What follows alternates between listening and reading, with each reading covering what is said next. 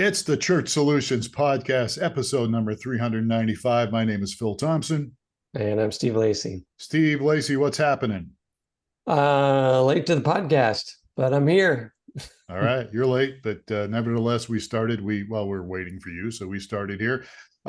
Steve, as Steve knows, we're a company that provides streaming video and other things for churches, but we have a webinar. We actually do webinars every month. We have a webinar coming up in September. It's September 12th. And what's that webinar about, Steve? It is about some new technology to reach your seniors. So we partner with a company called ViewClicks, and they've got a device that's designed for seniors and the children of seniors to stay connected with them and to stream your services. So. All right, so that's going to be September 12th. That's 12 noon Eastern time. How do people sign up for this free webinar? So if they go to webinar.streamingchurch.tv. And that's all you got to do. Reserve your seat, and you can be a part of this webinar. It's going to be a fun webinar. Should be good. It's very novel, very interesting, in my opinion. Yeah, good. All right. Well, we have a guest today. Today's guest has almost 20 years in the event, conference, and trade show industry. He's worked with many churches over the years. He has experience as a GM, a sales operations guy, website design guy, graphic design guy, and other things related to that. He has spoken at industry events on team leadership, sales management, and innovative event design. And he's got an extensive career in the entertainment production industry. He's got a bachelor's degree at Northeastern University in the music industry, and also an MBA from Johnson and Wales University in organizational leadership. Welcome, Ron Procopio, Ron Procopio to the Church Solutions Podcast. Ron, I'm sorry I screwed your name up again. No, you don't worry. Serious. I think that it was a joke when they created it in the first place. What is your background? Is that Italian? Is that Greek? Yeah, it is. It is Italian. But it's funny because genes are an odd thing, right? My mom's 100% Irish. My dad's mostly Irish, but the name stuck and the dark hair kind of came through. Like there's no beating those genes. Well, we, as I was saying, we work with a lot of people all over the world, and every once in a while we'll come across somebody that makes a free trial with us, streamingchurch.tv, and it's like, I'll look at their name, I'm like, okay, I'm not the most educated person in the world, but I was like, how do I pronounce that name? We had somebody this past week. Actually, I think you met her, didn't you, Steve, at a trade show? Didn't she? Weren't you at the last trade show? What was you're talking Katie Allred? Yeah. What was the name again? Allred. That's a pretty easy one. No. That's an easy name. So now they created a free trial with Streaming Church. But anyhow, I couldn't pronounce her name. So in fact, I wasn't even sure. Is this a he? Is this a she? Or whatever. And I found out it was a she. But anyhow, so much for my butchering people's names. Ron, we're glad to have you here today. Thanks for being with us. You've been we're out of time now that we went through your bio. Thanks for coming. It's been great. Try the veal. All right, so we're going to talk about 5 things to know if you're in ministry, if you're in a church, 5 things to know if you want to plan an event for your church. And, churches have events coming up. I guess the next big one was Christmas. And of course, there's always Easter, but then there's other events too that people do, special events. So that's what we're hoping to talk about today. And we're looking forward to your expertise, because it sounds like you've done 1 or 2 of these events before. Yeah, I've been around the block a few times. It was interesting when we started to come up with the topic for this, honing it down to just 5 points was probably the hardest thing. I'm like, oh man, how do I do that? But I think you can do more. You can do 10 if you want, as long as we can. No, you know what? I don't want to overwhelm anybody. I don't want to scare you off. Before we get into this, and you have a big event coming up here that you're. Yeah. So I do. Tell us real quick about that. Sure. I founded this event called the Worship Audio Visual Experience. We call it WAVE. It's going to be in Louisville, September 12 to 14. It's specifically for audiovisual technologies. So we're trying to educate and connect production managers, tech directors, executive pastors with the equipment to help take their production and engagement to the next level. That's really what it's about. And that comes for me. I came from the WFX event where I spent a lot of time. And as you mentioned, I a lot of theatrical history where I worked for the theater industry. So it's something that I know a lot about and something I'm passionate about, just helping the churches grow their production level. And we were at the Capture conference, and that was one of the buzz is, are you going to the Wave conference? You know, the Wave was coming up. So I think a lot of people that were there were also very interested in the Wave. We're trying, you know, it's you know, it's something that when people are trying to create their own event, something completely new, breaking out and letting people know that it exists and that it's available to them is part of the hardest part. It's just getting out there and getting known. So how would you bring that down to the church level? Yeah, so if I had an event and if the biggest challenge is getting people to know, I assume having a conference is on a much larger scale of challenge than a church event, but sure. I mean, ultimately what it comes down to is about touch points. We call them in the marketing side of things, is how many times can someone see something before they recognize it? It's almost psychology when it comes down to it. There was something I had read years ago that it's 5 times you'll see a commercial before you actually acknowledge that you've seen a commercial. That's why, you know, eventually we get annoyed by seeing the same commercial over and over again, but it's because they know if that person doesn't see it 25 times, they don't know that my new Cheetos are available or, you know, my new soft drink is out. And so in any event, in any a conference or you know, even a small event, it's how many times can we alert them to let them know that this opportunity exists. And there are so many different ways to communicate with people now. Some of them cost money, some of them do not. Obviously, social media is a really big one. For me, I think social media is really important, but it's also not the be all end all. In my experience, it never transitions to actually people signing up and doing what you want them to do. You know, some people may say differently. I never see it start at social media and end at a registration. I see it as one of the important touch points. So, I mean, as the church, and if I'm in the leadership of the church, and you're saying we have to have all these different touch points, I would think that after 2 or 3 or so, the staff's going to go, why are we bugging these people so much? They've already heard this 4 times. Why do we do it again? And that's a misconception, right? Or what? I mean, because the staff definitely gets exposed to it and they digest it. But you know, what do you say to those people that say, "Why are we bugging these people? Why are we beating a dead horse?" Yeah, it's funny that you say this because I had this conversation with my wife about 2 months ago.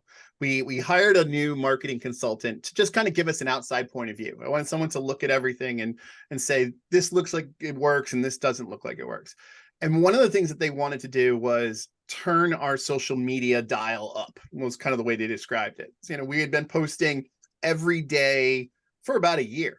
And they were like, you need to be posting 3 times a day or more. And I was like, this is crazy. Like, first off, I don't have enough time in the day to create that many posts.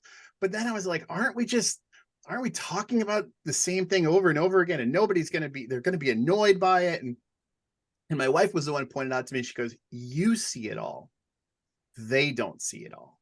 Like, they get on their social media at different times of the day, they being the audience, whoever you're trying to reach. And, you know, they might do it after dinner when they sit and they scroll, you know, while watching TV, or they might be hey, it's lunchtime, and they don't necessarily see everything that we see. So us as the organizers, as the team, we get more frustrated and annoyed with it. We used to, it was one company I was working with, and we would create the graphic design stuff at the beginning of the campaign. You know, a year out is what it normally takes to run a conference.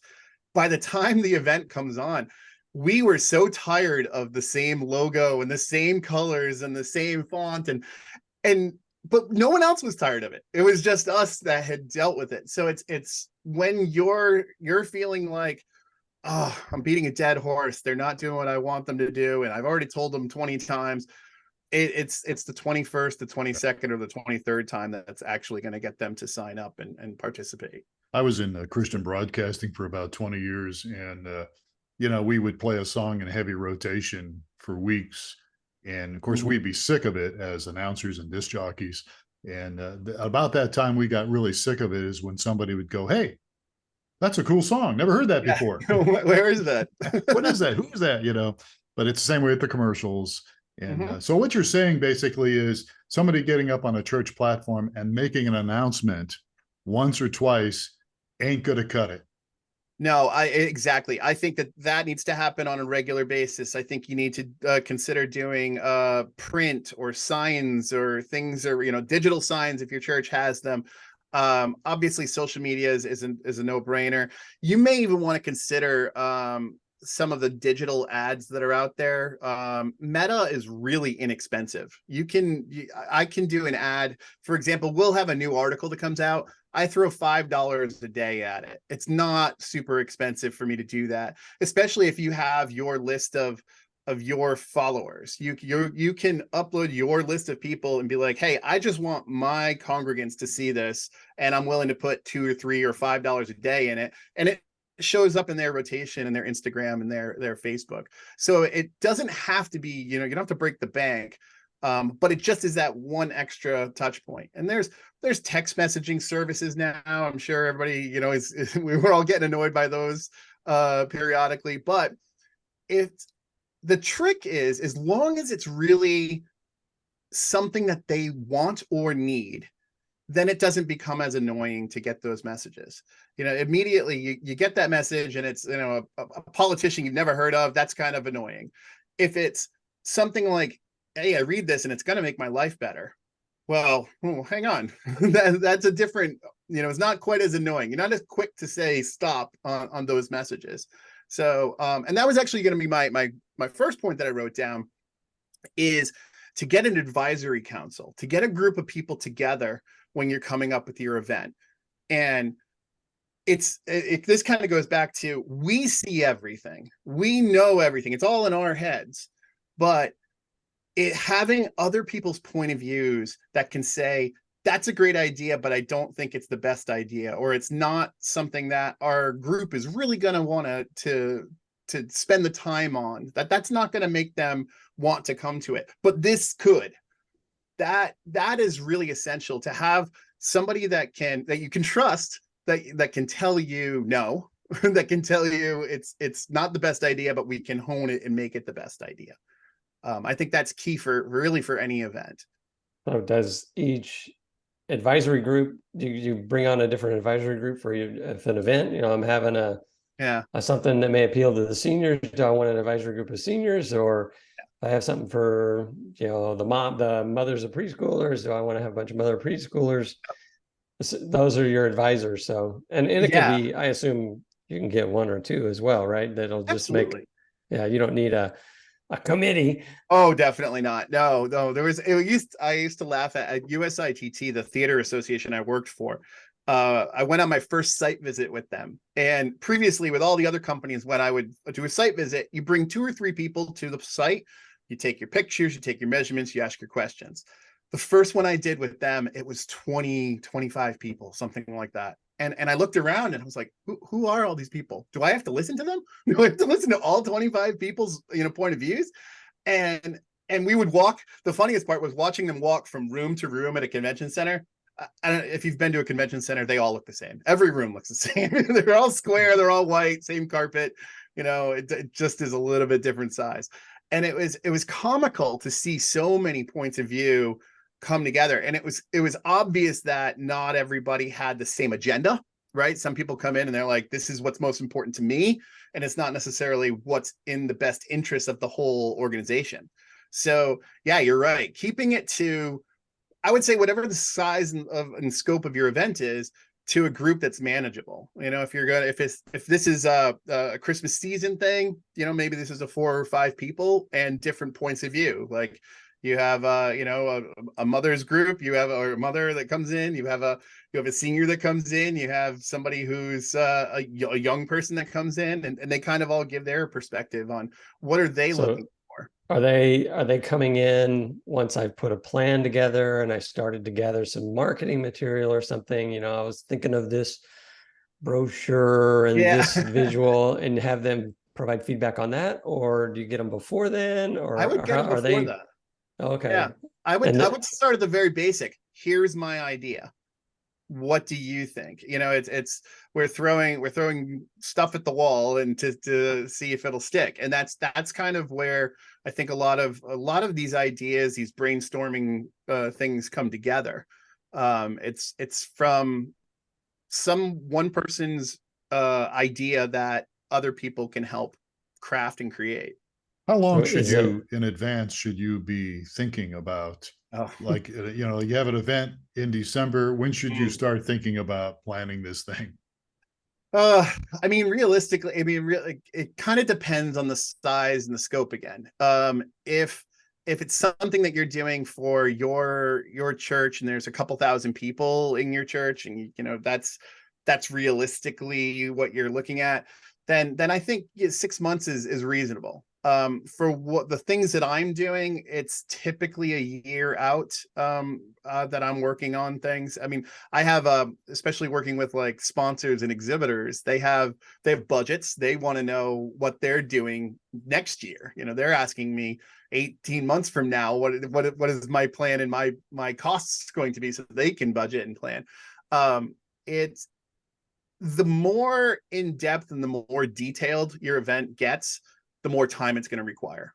So if it's something relatively simple, you won't have to spend a lot of time on operational details and logistics and food and beverage and stuff. If it does get to that level where hey, I've got 16 different rooms all doing different things at different times, it's going to require a lot more time, a lot more Excel documents and phone calls that have to take that up. It's really kind of when you're early on looking at it, is how big is this going to be? How much work am I going to have to do? If that makes sense. And that kind of goes to one of my other points, was it's important for one person to have a vision. When I say a vision, I mean an actual image in their head of what does this look like. I used to have I would ask our old contractors to print out big maps, like 4 feet by 3 foot maps, and I would stick them on the wall with push pins, and I would have Sharpies and I would be writing all over them. And I'm like, here's where my signs are going to go. Here's where, this room is going to be for this thing. And it's really just a roadmap. And then I would sit there. I actually told my boss at one point, I said, if you walk by my office and I'm just staring at the wall, I'm not like blanking out. I'm not having a stroke. Don't worry about it. I'm just kind of in the moment thinking about everything. And I would think about the flow from the minute they arrive at the parking lot. Where are they walking to? And then I would, we would go on those site visits. We'd take tons of pictures, and I would like open up one of the pictures I took and print that out. And like, okay, well, I'm going to draw a banner. This is where the banner is going to go. And it's going to say this. And you look at it, okay, yeah, that works. This banner makes sense. It's got the right content. Having that vision, this goes into that part of my career in experiential design, is what is the experience like? What are we trying to have people come away with the event feeling? Because ultimately, education matters. But the goal is to have this emotional connection with people, that they're like, I get it. I experienced something. I trust them. I want to do that again. And so I would assume this would also help not only with marketing the event, but planning for the event. I'll do this when I'm, going to go on a trip or something. Like, well, I'm going to go there. And then you go, I need to make sure that I bring, so you would go through and go, wow, we have nothing for the kids, or whatever. What are we going to do with the kids? Let's figure that out, I had a fantastic boss at WFX. Nicole was her name. She was when WFX was created, she was the general manager, kind of running the whole thing, the director there. She came from doing really, really big events, Macworld and E3, these events for hundreds of thousands of people. And then she's coming to us, who is doing a show for 1,000 people.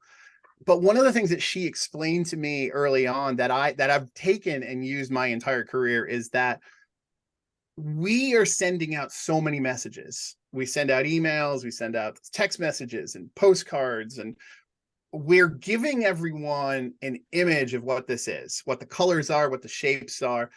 When you arrive at the event, we don't want to lose that. We've kind of already created the palette.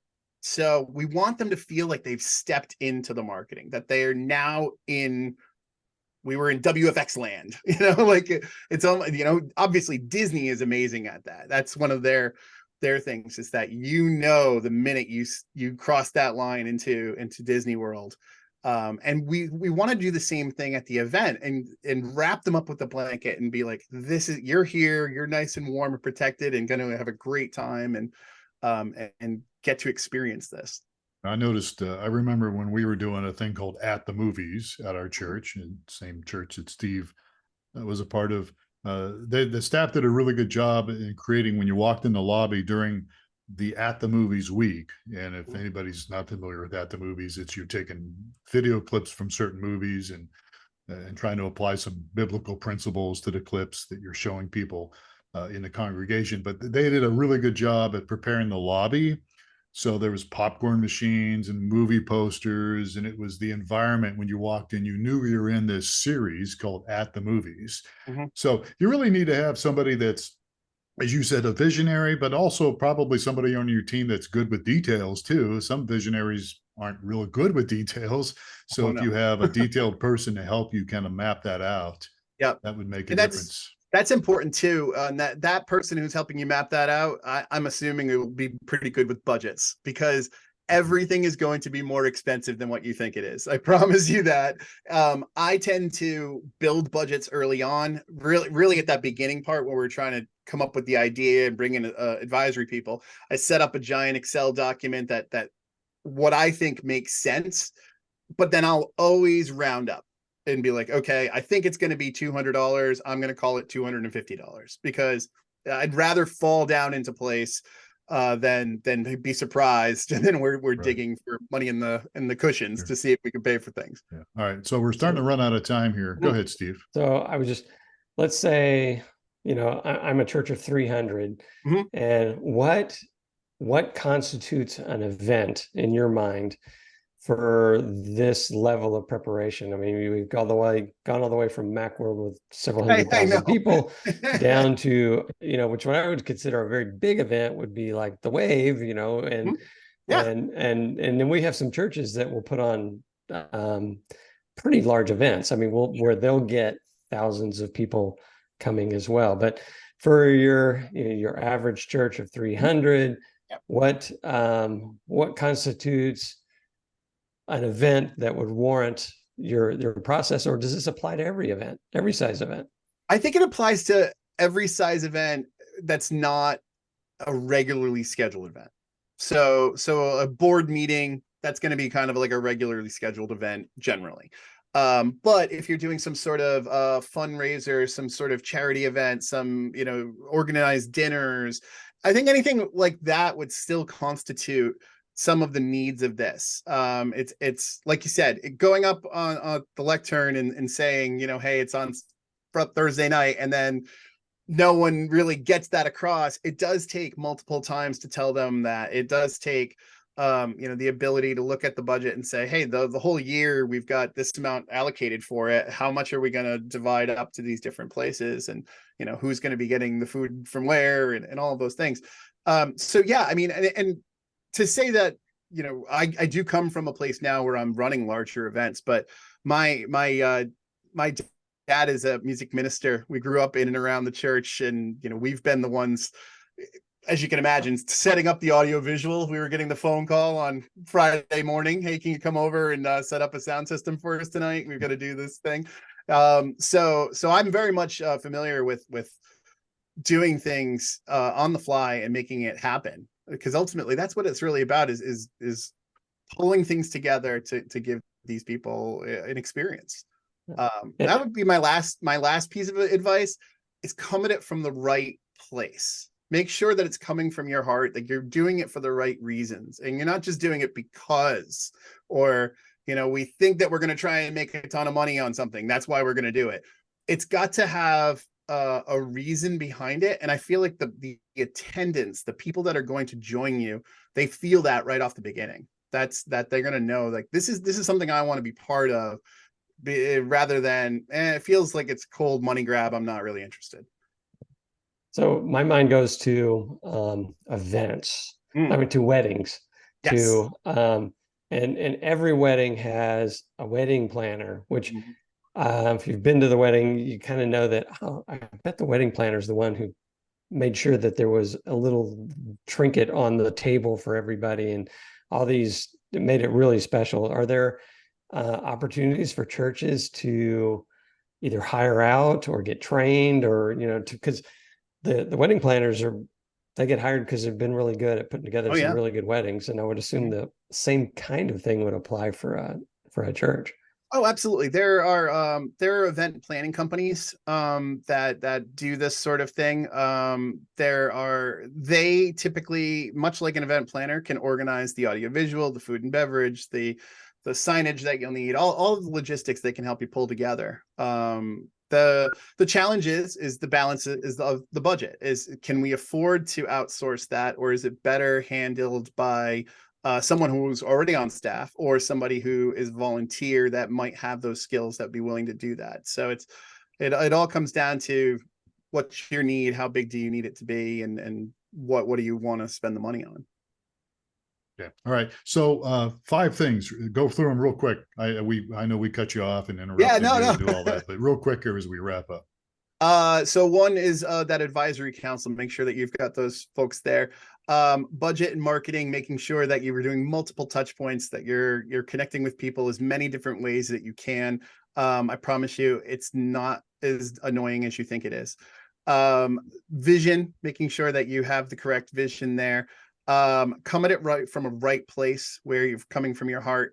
I had another one that we kind of like went off on a bunch of different areas. I had one on sponsorship, which is all about getting financial support to help you pay for the event. That's nice to have when you can do it. From anyone from a local company to someone who's a bigger manufacturer or company that is willing to support you. If you're a small church, are there maybe some people in your church, trustees or somebody that you might tactfully hit them up? Maybe is absolutely that. In internal, I would say it's internal and outsourced, right? So you could go out there to Bob's Pizza down the street and see if they'd be willing to help support you, but it could absolutely be people within your church. Yeah, interesting. Okay, all right. So as we wrap up here, tell us again about the event coming up that you have. Yeah, Worship Audiovisual Experience, September 12 to 14, Louisville, Kentucky, for your production managers, tech directors, worship leaders. We'd love to have you. It's a conference and expo, so there's education. We're going to be doing a tour of Highview Baptist and some really cool stuff, and then get to see all the equipment. And where do I sign up for this? Our website is wave-event.co.